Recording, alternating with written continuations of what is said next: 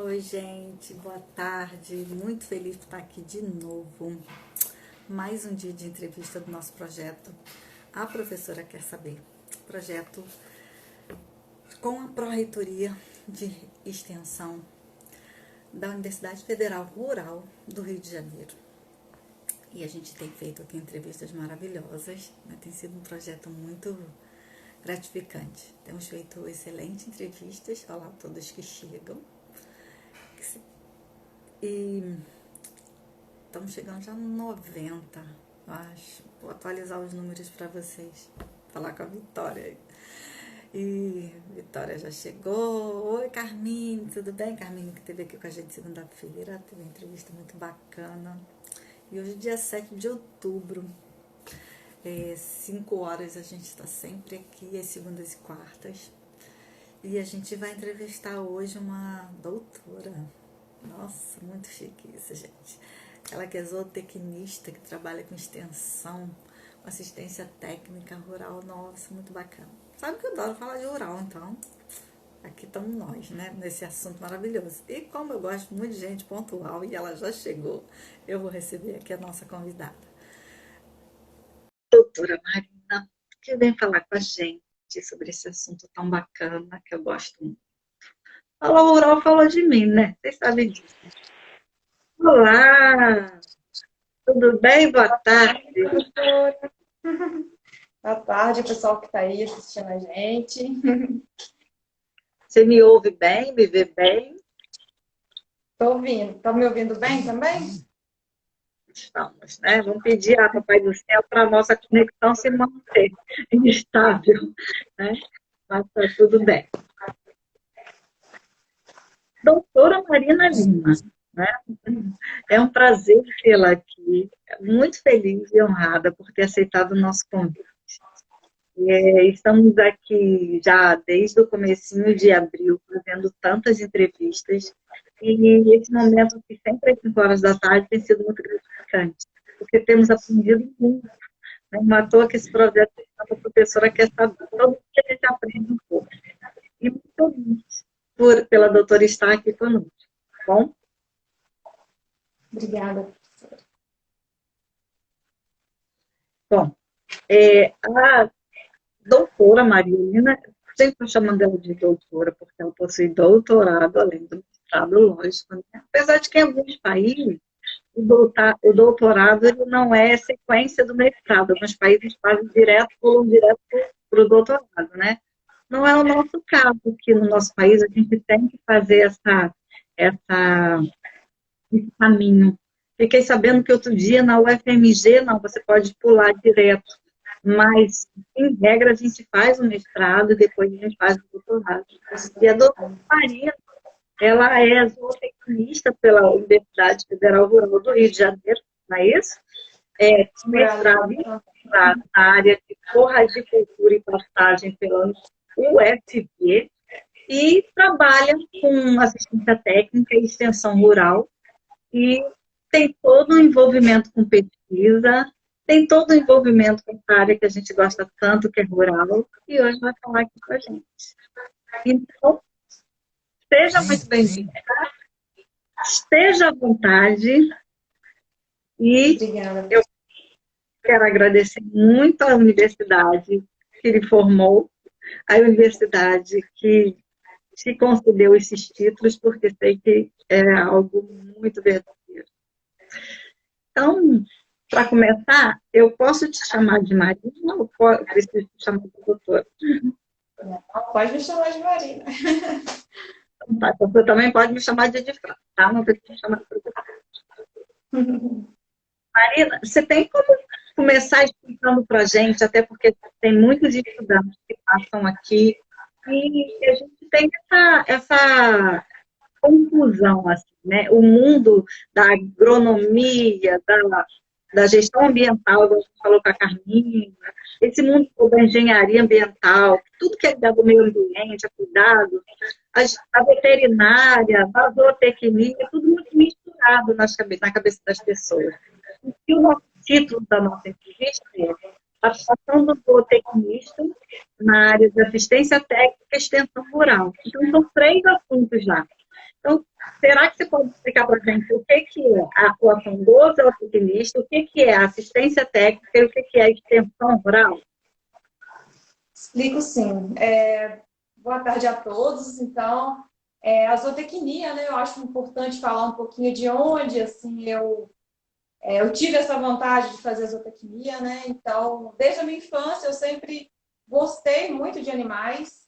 O meu pai, ele trabalhou no departamento de zootecnia aqui da Universidade Federal de Viçosa e ele trabalhava no setor de bovinocultura de leite. Então, eu cresci nesse ambiente, assim, de presenciar a prática zootécnica, né? Então, já veio de berço, assim. Eu falo que a nossa profissão, ela já começa ali na infância, né? A gente já começa a ver o que a gente gostava. Então, eu não entendia, de fato, assim, o que era a zootecnia, mas eu lembro quando eu cheguei, né, quando eu estava terminando o ensino fundamental, eu já tinha noção, assim, de que eu queria tinha que ter alguma coisa do animal, né? E quando eu tentei vestibular na Rural do Rio de Janeiro, eu lembro direitinho que você poderia colocar duas opções de curso, né? Isso foi em 2007. E eu lembro que eu coloquei zootecnia, eu sabia que eu queria zootecnia e coloquei em segunda opção agronomia, que era. Eu não queria, eu nunca quis veterinária porque eu gosto dessa parte da criação dos animais, né? Assim, a veterinária já pega mais, não que eles não abranjam a nossa área também, mas eles cuidam mais dos animais quando eles já estão com alguma Sim. doença, algo nesse sentido, né? Uhum. Então, eu entrei na zootecnia e, assim, desde o início, né, da graduação, eu sempre me envolvi em projetos, né, relacionados... Eu trabalhei em todas as áreas, né? Então, a zootecnia, quando a gente pensa no nome do grego, vem zo, animal, né, técnico.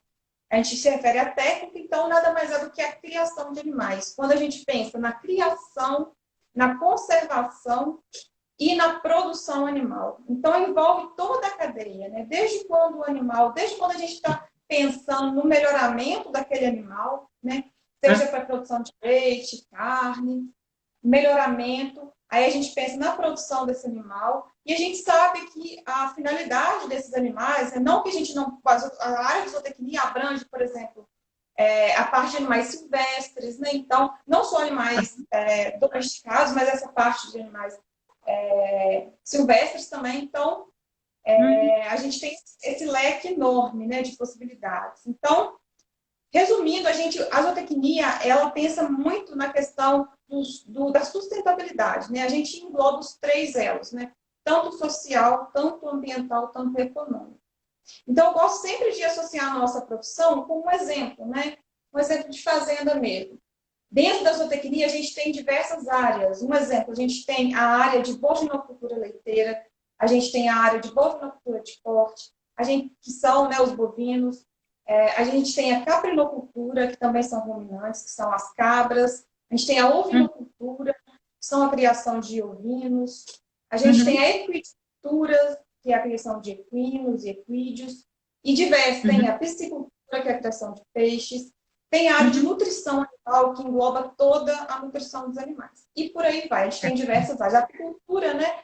Na Rural do Rio de Janeiro, a gente tem uma área que não engloba todas as universidades, que é a sericicultura, que é a criação de bicho da seda, né? Então, é muito importante a gente ter a noção de onde começa, né? A zootecnia engloba tudo, né?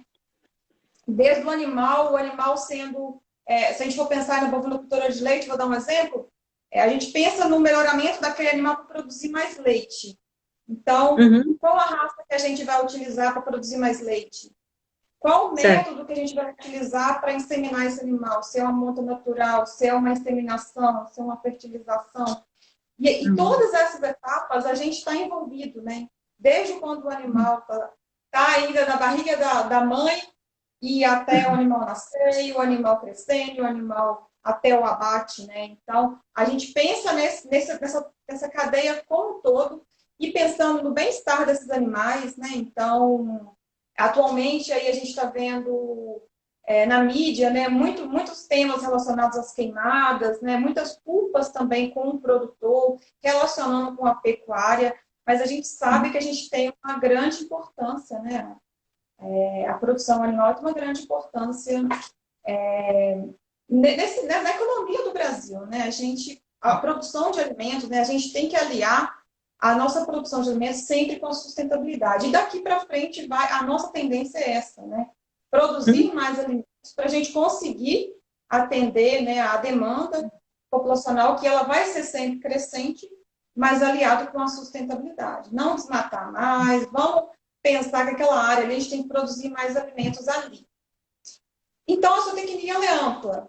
Eu falei assim de forma geral, mas é isso, né? A gente pensar em toda a criação né, da cadeia produtiva dos animais, a gente está envolvido em todas as etapas, assim como os nossos colegas também agrônomos, veterinários também, eles estão em fases ali junto com a gente, são nossos colegas de trabalho.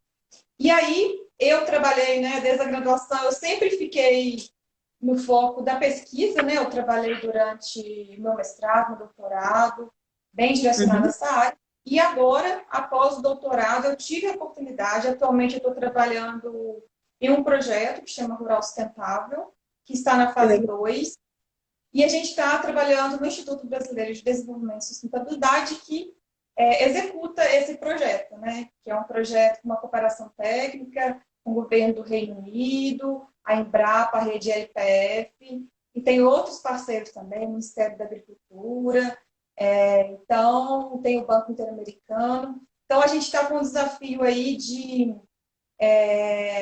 recuperar essas áreas, né, que estão degradadas do bioma cerrado, através de tecnologias de baixa emissão de carbono, que é o sistema ZLPF, que é a recuperação de pastagem degradada. Então, a gente está com um desafio aí. E agora, eu acabei de entrar na área de assistência técnica e extensão rural, né? Então, tem 10 meses que eu estou mais nessa área, né? Então, falando um pouquinho da assistência técnica, né? Eu estou aprendendo muito também agora no projeto. A assistência técnica e extensão rural, apesar delas estarem unidas, né? Elas são coisas diferentes, né? Então, são conceitos diferentes, né? A assistência técnica, a gente pensa em algo mais pontual, né? Igual eu, Marina, eu vou em uma propriedade do senhor João, eu vou ali, o produtor falou comigo, olha, eu estou com um problema de mastite no rebanho, eu vou nessa propriedade e vou resolver o problema de imediato dele, da mastite. A extensão rural, a gente já pensa em algo coletivo, né?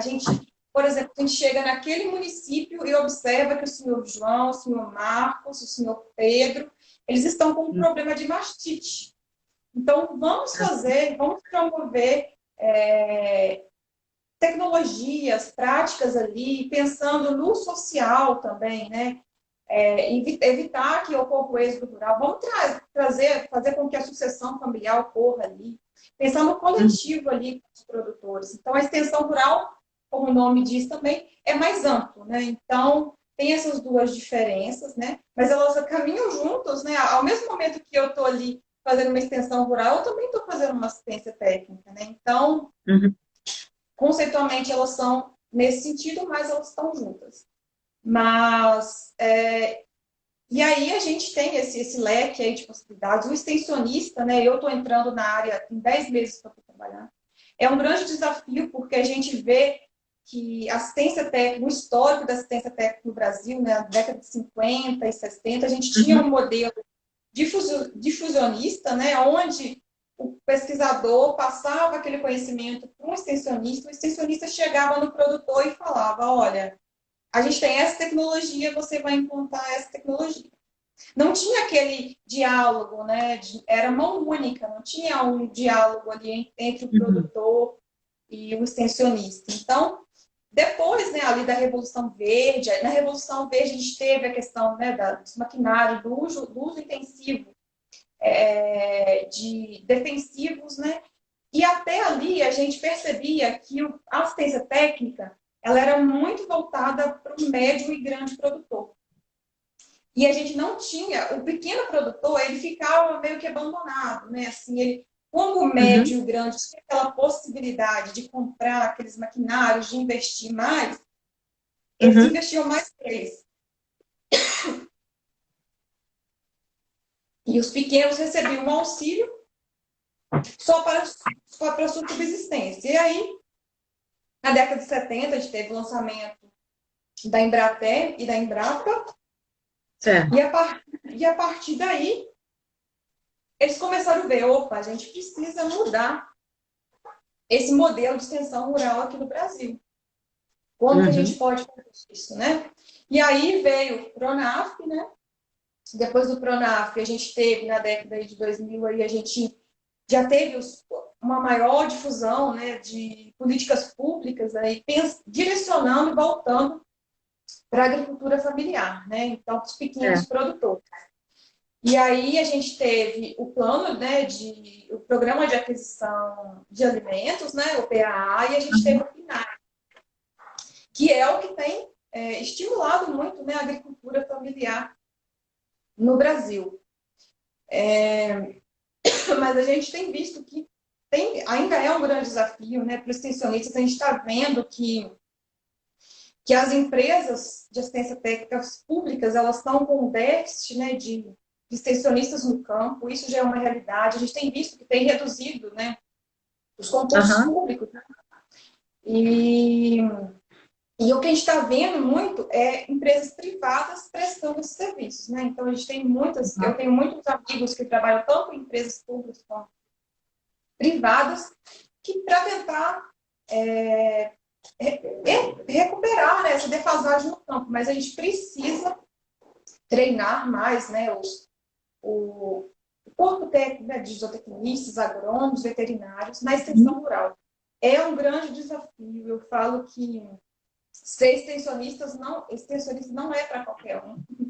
Eu estou aprendendo muito agora. Você conseguir chegar para um produtor e fazer aquele produtor entender, e você entender o produtor também, né? Esse é o grande desafio. Um bom extensionista, ele faz isso, né? Ele chega ali naquele local e ele vai tentar diagnosticar qual o problema local. Qual o problema local, né, dos produtores, né? Vamos fazer o que para mudar a realidade local. Então, não é só chegar numa propriedade e fazer algo pontual ali. A gente tem que pensar de uma forma mais ampla, né? Então, de uma forma geral, assim, eu falei... Não, falou. Falei inovar tudo, né? Ficou muito claro. Até responder um pouco do que eu ia perguntar em relação até à abrangência dessa atuação dos zootecnistas dentro dessas áreas, né? Porque, às vezes, a pessoa foca numa determinada profissão e ela se pergunta, mas eu vou trabalhar efetivamente em quê? Né? Qual a área que eu posso atuar, né? Eu lembro quando eu comecei a fazer a faculdade de Direito, lá, no primeiro período, o professor, que era coordenador do curso, hoje em dia é diretor do Instituto Multidisciplinar da Rural, ele falou assim para a gente, o curso de bacharel de Direito é um curso tão enciclopédico que a gente, ele falou assim, eu cataloguei 40 formas de se trabalhar tendo curso de Direito. Nossa, aquilo abriu o horizonte do tempo, né? Saber que você entra numa determinada graduação, mas às vezes você fala, poxa, mas esse perfil moldado, assim, não era exatamente o que eu queria, mas eu gosto muito disso. Então, eu gostaria de saber, assim, né, abrangente.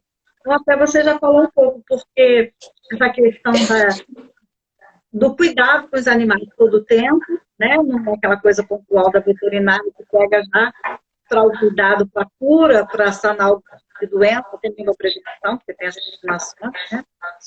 E essa também é da questão do cuidado do meio ambiente, até solucionar questões relacionadas ao trato com os animais, mas também que também esteja ligado ao meio ambiente. Teve um comentário aqui muito interessante, foi da Luane. Ela disse que é interessante ouvir você falando, porque ela sempre associou a produção de animais e os danos ao meio ambiente. Eu acho que isso é um pensamento, um senso muito comum, né? Tem muita furando a camada de ozônio, porque tem muito isso. Aí é boi no pasto. Não tem um pouco disso, doutor? Eu estou enganada. Então, na verdade, se a gente for pensar, o Brasil, a gente tem aproximadamente 180 milhões de hectares de pastagens, né? E a gente a gente acaba levando a culpa por causa que a gente tem uma grande quantidade de animais. A gente tem cerca de 215 milhões de cabeças de animais. É muita Então, coisa. quando faz os É um boi cálculos para de... cada um, né? É um boi para cada um, É, praticamente. Cadê meu boi? então, principalmente a pecuária, ela é muito penalizada por causa. Só que quando a gente vê as emissões de gases, a gente vê que o setor da pecuária não emite tantos gases, né? O Verdade. setor aí de combustíveis da energia aí que emite muito mais do que a pecuária, né? Então tem passa muito na mídia, né? Igual agora a gente está acompanhando aí, né, as queimadas sempre aconteceram, elas vão sempre acontecer, mas Uhum. está em excesso mesmo, né? Mas né? A culpa não é do produtor. Isso aí é porque as pessoas gostam de generalizar, né? Olham alguns casos isolados, alguns produtores Uhum. que fazem a prática e fala que a culpa é da pecuária, mas não é bem assim, né? Então, a gente já tem dados comprovando que o setor da pecuária não tem essa emissão exacerbada de gases, né? Então, a Uhum. gente tem proporcionado, né? Por exemplo, um pasto que está degradado, né? Que está ali cheio de cupim, que o produtor não faz uma calagem, que é a correção do solo, não faz uma adubação, essas áreas, elas emitem mais gases mesmo, né? Então, isso aí faz com que haja o aquecimento global. E a tendência que a gente está vendo é essa, né? Cada Uhum. ano que passa vai ficando mais quente. É uma tendência que a gente ia esperar, só que a gente tem que É. promover, né? Isso que o projeto Rural Sustentável está vindo forte aí, a gente está vindo com tecnologias de baixa emissão de carbono, justamente para, em uma mesma área, né? A gente tem uma área ali que o produtor tem só gado, a gente quer fazer que naquela área o produtor tenha plantação de árvore, o produtor tenha plantação de lavoura, ele tem os animais. Então, em uma mesma área, ele produz mais por área, né? Então, para ele não ter que Uhum. desmatar mais áreas, né? Essa Uhum. questão de desmatar mais áreas, isso aí é recorrente, mas a gente tem que mudar esse paradigma. E para isso, a gente precisa de políticas públicas, né? A gente precisa chegar para o produtor e falar, olha, não desmata mais, vamos fazer a ILPF, vamos fazer a recuperação de pastagens degradadas, né? Então, é aí que a gente já entra na parte, né, de novo, da extensão rural, das pesquisas, na importância da gente estar levando isso para o campo, né? Porque muitas vezes a gente fica na pesquisa, né? Eu fiquei desde a graduação até o doutorado, né? Lógico que as pesquisas eu sempre pensava no produtor, mas muitas vezes a gente fica muito dentro da caixinha ali, né? Não pensa lá na ponta, né? A gente tem que pensar lá no produtor. Isso que eu estou fazendo vai chegar lá no produtor, né? Então, esse é o papel da extensão rural, né? Vamos fazer trabalhos que a gente consiga melhorar a vida do produtor, não só a renda, né? Mas o aspecto social. A gente vê que ocorre muita saída da família, né? Do campo para ir para a cidade, né? Justamente porque não vê perspectiva nenhuma ali no meio rural, né? Então, a gente precisa mudar isso ainda, né? É um papel nosso aí, é um legado nosso aí para frente aí. É verdade. Quando eu fiz a minha dissertação de mestrado, eu fiz algumas pesquisas, né? Eu tinha algumas linhas de pesquisas direcionadas. Eu acho que a gente precisa baixar o nosso telefone, baixar o volume, para poder mandar ele. Deixa eu baixar o meu aqui também. Vê se você consegue baixar, doutora, o volume. Mas eu fiz pesquisas pontuais. Então, eu fiz pesquisas com agricultura familiar, eu fiz pesquisas com docentes da agronomia e com discentes da agronomia. Porque o meu viés era entender o quanto de direito se tinha dentro dessa visão do agrônomo, né? O quanto que se sabe de direitos e deveres, o quanto que a legislação está presente. E aí eu fiz essa identificação pontual nesses grupos. E eu fiz um mestrado dentro do Instituto de Agronomia, né? Então era fácil circular ali naquele meio rural. E a gente percebe isso, que o curso de agronomia que foi essencialmente criado para as famílias rurais do Brasil, a gente tinha até a chamada cota do do boi, né? Aquela cota que o filho do fazendeiro já tinha matrícula, né? Garantida. Hoje em dia a gente sabe que não é assim mais, porque a gente certificou, mas hoje em dia a gente tem grande percentual dos ingressantes no curso, por exemplo, de agronomia, que foi onde eu pesquisei, de pessoas que não são da área rural. São pessoas que, inclusive, estão querendo se tornar rurais. A gente chama de neo-rural hoje em dia, né? São aquelas pessoas que ou têm uma história familiar que abandonou o campo atrás, nas décadas de 60, 70, 80, pessoas que, pela dificuldade do campo, do mundo rural, tiveram que sair dos campos, hoje sentem falta e querem, de alguma forma, fazer o retorno. E aí acham esse caminho de volta para a agronomia. E é muito bacana. Então, é isso que eu estou falando aí dessa transformação desse olhar, de melhorar o coletivo, né, de descobrir que, de repente, o problema de um não é só de um, é de outro. Isso é muito bacana. E perceber que o zootecnista pode atuar nessas áreas, eu achei muito bacana. Acho que se eu atuasse nessas áreas, eu não ia querer trabalhar com bicho pequeno, não, sabe? Eu gosto de bicho grande. Cavalo, porco. Eu gosto. Se eu fosse veterinária, eu não ia querer cuidar de bicho assim muito lindinho, mas eu ia querer cuidar de cavalo, sabe? Eu gosto dessas coisas. Mas, doutora, não tem jeito, você não é doutora. Eu não consigo. Doutora, então, assim, existe, pelo que eu estou vendo, assim, as atividades são várias, né? Do zootecnista, para quem tem essa vocação. Ele tem esse leque, né? Pelo que eu estou percebendo, tem bastante atuação. E a zootecnia, ela ganhou um grande destaque nos últimos anos aí, né? Principalmente por esse foco aí, né, do meio ambiental, da gente ver essa necessidade de ter que produzir mais alimentos para atender a demanda crescente da população, né? Então, a gente está interligado em todos os elos da cadeia produtiva, né? Então, o zootecnista, ele pode atuar na área de melhoramento, como eu falei, na área, igual desde a graduação, eu trabalho na área de forma de cultura e pastagem, né? Então, durante o meu mestrado e meu doutorado, eu trabalhei também eu penso em produzir forragem, mas com foco com os animais, né? Então, a gente sempre tem essa visão, né? De pensar em produzir um alimento, mas pensando que aquele animal vai consumir aquele alimento, né? Então, a gente tem a atuação em fábricas de rações, né? Então, vamos pensar lá numa vaca que está gestante, o bezerro tá lá na barriga dela ainda, mas a gente sabe que durante o processo ali de gestação ali, o animal ele vai ter uma dieta diferenciada, né? Então, o animal no início da gestação é uma dieta, no final, que ela já está próxima a parir ali, ela é totalmente diferente. Então, o zootecnista, ele faz essa adequação, né? Das dietas dos animais. Esse pré-natal, né? Esse pré-natal. Aí, depois que o animal vai nascer, ele vai pensar também ali, né, que uma boa cria vai ser uma boa vaca depois, né? Então, tem que pensar na alimentação dessa bezerra. E aí tem todo o parâmetro, os cuidados com o animal, os cuidados de sanidade do animal, aí vem a parte, né, de vacinação.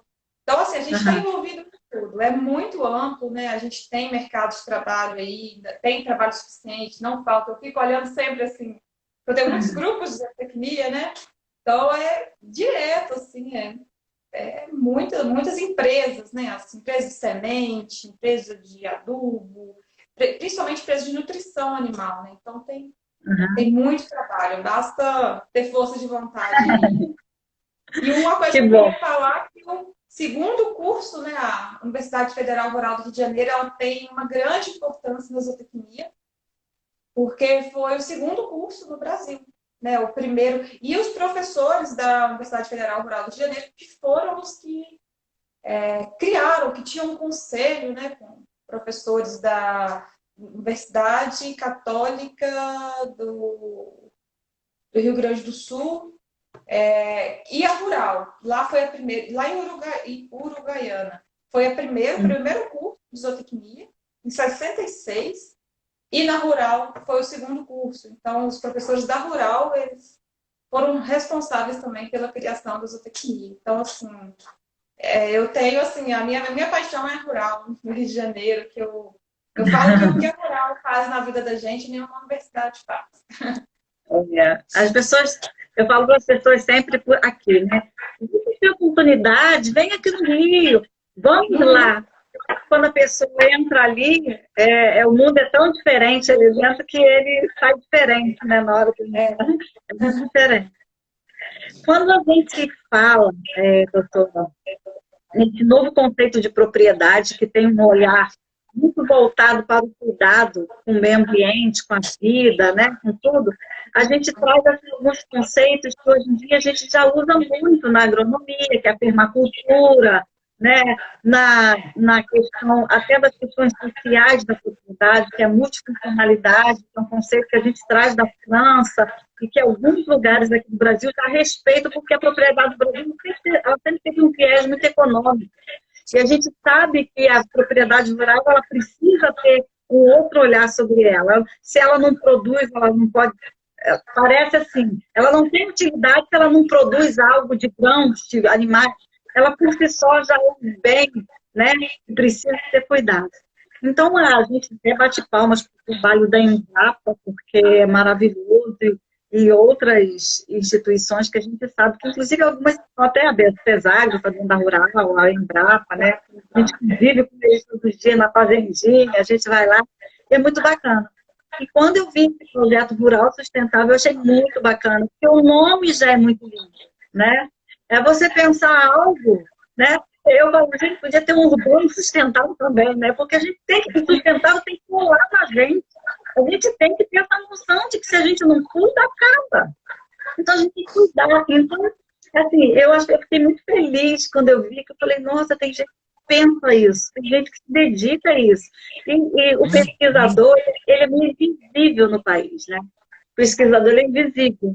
Né? Às vezes as pessoas não sabem que o tripé da educação pública é ensino, pesquisa e extensão. Isso aqui é um ato de extensão contínua e a gente precisa da pesquisa, porque é a pesquisa que faz a vacina chegar, o remédio chegar, é a vacina que faz a planta ficar forte. E eu fiquei muito feliz quando eu vi esse projeto. Eu não sei se a doutora tem a oportunidade, pode falar dessa atuação, não da pesquisa em si, mas eu digo assim, de como o zootecnista pode se envolver em pesquisas. Teria como falar dessa opção também para o zootecnista, da atuação em pesquisas? Sim. Vou falar um pouquinho do meu exemplo, né? Assim, Uhum. na graduação, até o sétimo período de graduação, eu ainda já tinha rodado por vários campos, né? De áreas de dentro da zootecnia. Eu fui estagiária e bolsista e monitora da área de anatomia animal. Depois eu trabalhei com cunicultura. Eu fui fazendo estágio em vários setores para me ver o que eu realmente queria, né? Aí quando chegou no sétimo período, né? Já estava encaminhando para o final. Aí bateu aquela pergunta, né? De fato, o que eu queria, né? Um passo importante para mim foi a iniciação científica, né? Que eu lembro direitinho. Quando eu entrei na Rural, meu irmão já estava na graduação, ele falou, Marina, você tem que tirar nota boa, você conseguir uma bolsa de iniciação científica, né? E aí eu começava a fazer de tudo para me conseguir subir o meu CR, né? Na Rural, que não era fácil, não. Na minha época a média era 5, mas para conseguir bolsa eu acho que era 6,5. Não era fácil esse 5. Lá em cima, né? Aí eu estudava, aí eu consegui a bolsa de iniciação científica. E a bolsa era na área de floricultura e pastagem. E foi ali que eu me vi, né? A iniciação científica me levou para a área de pesquisa. Então, dali foi até formar. Quando eu formei, aí eu comecei a fazer experimentos no campo, com o meu ex-orientador da Rural, né?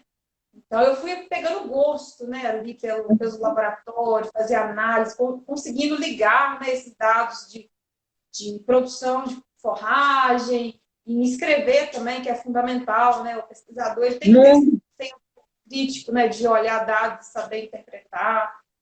E aí eu entrei no mestrado, fui desenvolvendo projetos também, e aí do mestrado fomos para o doutorado, né, e eu fui seguindo na mesma área, né? Então, É questão de você saber identificar o que você quer, né? A pesquisa, ela tem uma grande importância no meio rural também, não só no meio rural, né? Em tudo. A gente está passando por um momento aí, né? Que a gente percebe, né? A gente sempre percebeu, mas agora a gente viu a necessidade. A gente teve muitos cortes na pesquisa, né? E a gente viu É. isso, como isso afetou, né?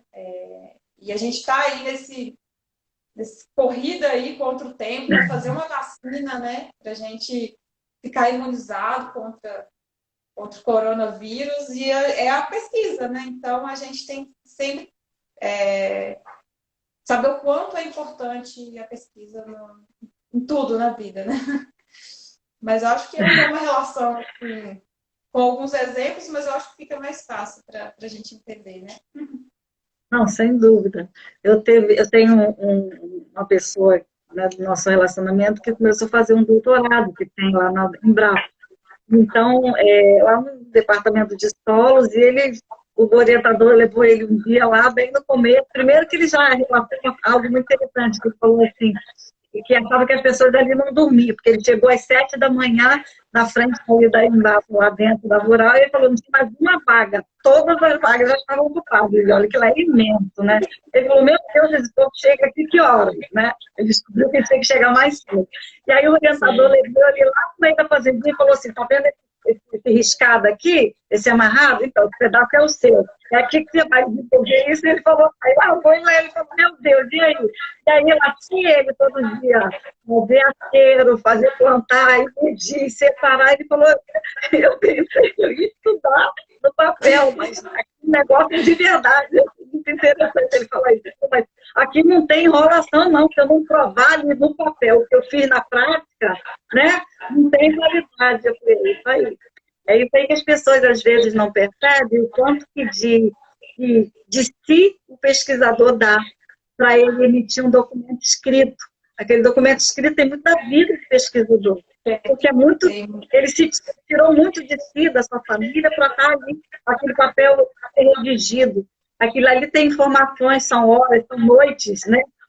Aquele papel reflete dias e noites, né? Feriados, né? Podia estar, é o texto miúdo, que ninguém lê. Né? Então, eu acho que a pesquisa ela tem que ser muito valorizada. Eu fico muito feliz que a gente tenha uma representante da área de pesquisa como a doutora, porque a gente precisa de entender. Eu falo isso para os alunos que orientam na monografia. Eu falo, você parece que começou a escrever agora. Eu não tinha escrito. Eu falo, uma graduação inteira de 5 anos, a pessoa começar a escrever quando tem que fazer uma monografia. Então, a gente tem que repensar isso, né? Então, assim, o que eu faço, eu troco uma prova por um trabalho, eu faço uma produção de texto, eu boto todo mundo para pensar. Porque se a gente não trabalha o pensamento articulado e crítico, a gente está formando que pessoas? E a gente está falando aqui de profissionais, de pessoas que vão ser chamadas lá no cantinho da rota pelo aquele produtor e vai falar assim, e aí, doutor, o que o senhor me diz? E o doutor vai ter que dizer, né? Porque eu acho que é isso que a doutora enfrenta, né? Quando chega lá, no meio da realidade, da prática, aquela pessoa que às vezes nunca estudou, dá uma lição de vida para a gente.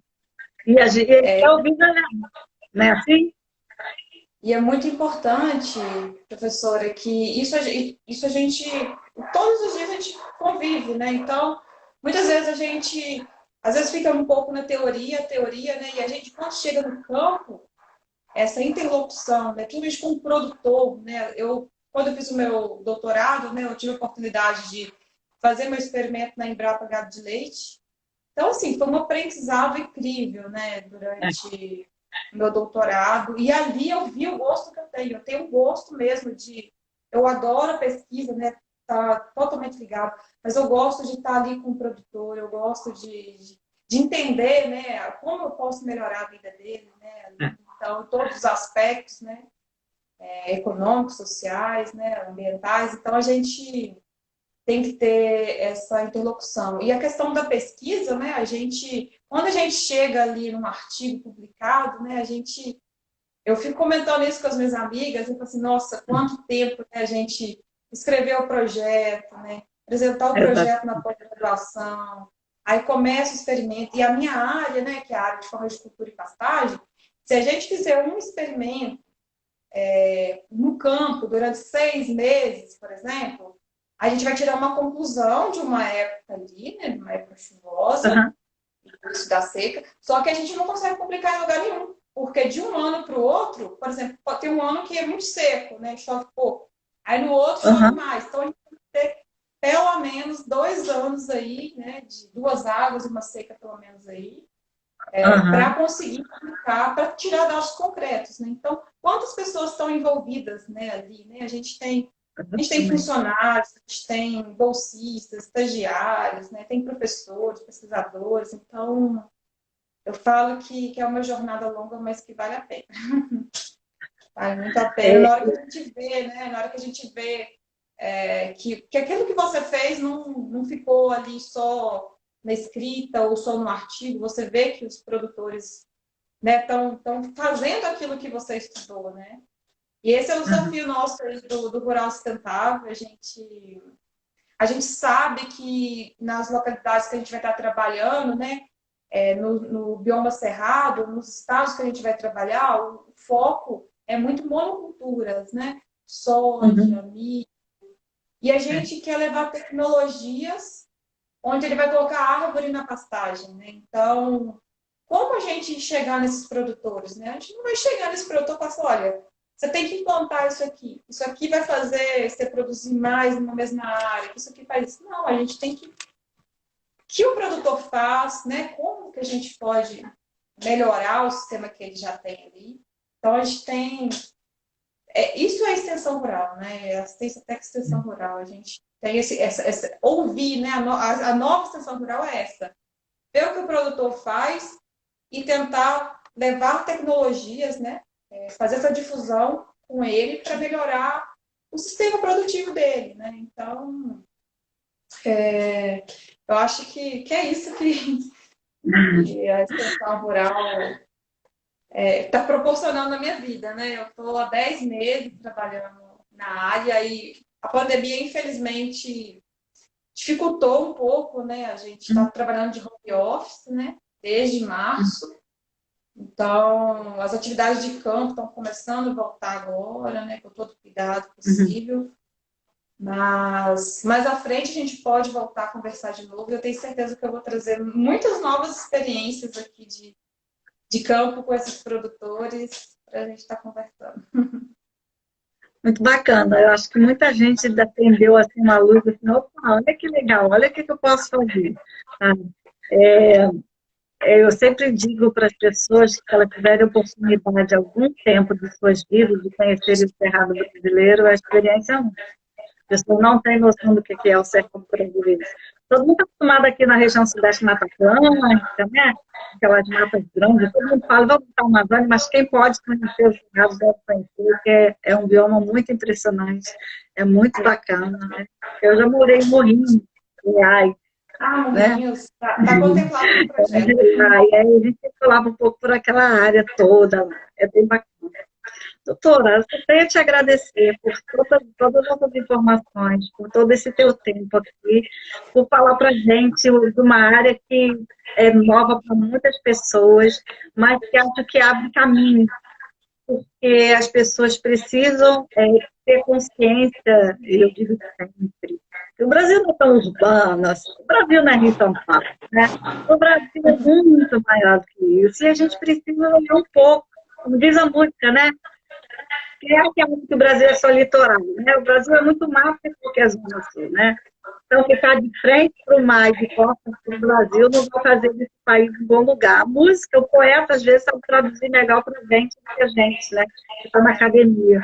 Mas mostrar um pouco desse Brasilzão que a gente tem, que tem queimada, que tem pasto, que tem animais, que tem gente cuidando. É muito bom. Por isso que eu te agradeço muito a sua passagem aqui, esse carinho de ter recebido esse convite e ter aceitado. Eu vou te devolver a palavra por 3 minutos, pode encerrar. E aí eu vou te perguntar se a gente pode salvar a live. Pode sim, professora. Eu gostaria de Obrigada. agradecer quem Para a gente estava fazer uma presente foto aí. oficial. Pode ser? Fazer uma foto aqui? Não, Pode?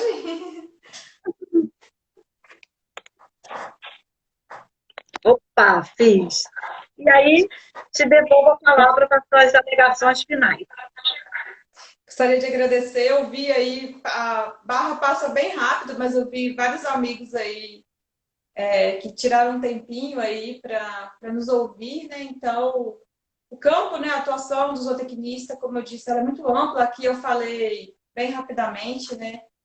E a importância que a nossa profissão tem, né? Para o agronegócio, né? E pensar que a gente está aí com tudo que está acontecendo, mudanças climáticas, essas acusações de que produtores estão desmatando, isso aí, a gente vai passar por isso, né? É algo momentâneo, envolve outras questões, mas uma coisa a gente fala, né? Os produtores, eles são responsáveis por produzir os nossos alimentos, né? Então, eles não são culpados por essas queimadas, não, né? Então, a questão é essa, né?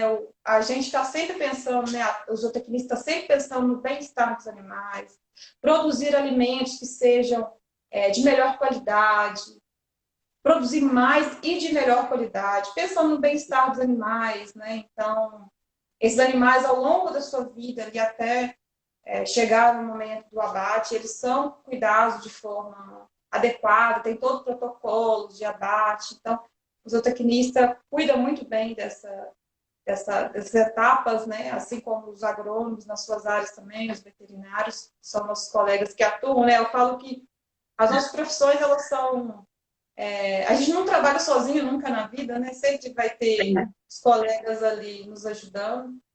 Então, eu gostaria de agradecer e qualquer dúvida que tiverem. Daqui a alguns meses a gente pode marcar uma nova live. Com certeza eu vou ter muitos novos histórias para contar em relação à assistência técnica e extensão rural. Eu não sei se o Magno está aí, né? O Magno mas Não uma reparei, história tem bem. muita gente Eu aqui. conheci o Magno desde o início da graduação, né? E, e o Magno sempre gostou de ensinar, né? Assim, o Magno ele foi para a área de extensão rural. Eu achei que ele ia para a área de pesquisa, mas ele foi para a área de extensão rural no final. Hoje a gente já trabalha há mais de 10 anos na Emater, né? E eu acompanho o trabalho dele. E é isso, né? A extensão, a assistência técnica de extensão rural estar ali, né? Vendo, ouvindo o produtor. Ele, ele sempre posta lá, né? Que está ali fazendo com que o produtor consiga produzir aquele alimento e vender aquele alimento, né? Então ele tem lá o do campo, né? Que promove essa venda dos produtos produzidos pelos produtores ali de Itaguaí, né, no Rio de Janeiro. A gente sabe que tem essas Paracambi diferenças também. também. Paracambi também, ele dá um suporte muito bom lá, né? Muda, né, também a extensão rural de acordo com o estado, ela muda, é bem diferente, né, as questões relacionadas à extensão rural. Agradecer a todo mundo mesmo por ter participado aí. Espero que eu tenha trago informações relevantes e agradecer o projeto, né? A professora quer saber, a senhora não, né? Você. Eu fui tendo convidado, né? A Carmine também, a minha amiga aí. A gente se conheceu agora no projeto Coral Sustentável. A gente está aprendendo muito juntas aí sobre assistência técnica e extensão rural. E é assim, professora, a gente vai construindo tudo juntos, né? E o que assim, você precisar também, eu estou à disposição. E um abraço mesmo para a Rural aí, todos da Rural. Estamos abraçados. Obrigada pelo seu carinho, Marina. Obrigada pelo seu tempo. Sucesso nas suas pesquisas, sucesso no seu projeto. Você, Carmine, toda a sua equipe. Parabéns a toda a equipe, todo o seu trabalho. Parabéns a todos vocês. Tenho certeza que vai ter um excelente resultado. E vocês estão muito bem articulados, vocês estão muito capazes. É gente muito boa que se uniu para fazer algo muito bom. Tenho certeza disso. Meus parabéns e muito obrigada. Depois eu vou deixar salvo. 2023 a gente vai estar aí. Opa! 2023 a gente vai estar com com o Cerrado transformado aí com a ILPF. Deus quiser. Se Deus quiser. Ó, gente, eu vou deixar a live salva, porque ela já autorizou. Então, aí, depois eu mando o link para a doutora Marina e a gente espalha para todo mundo e fica lá na página, tá bom? Muito obrigada. Gratidão.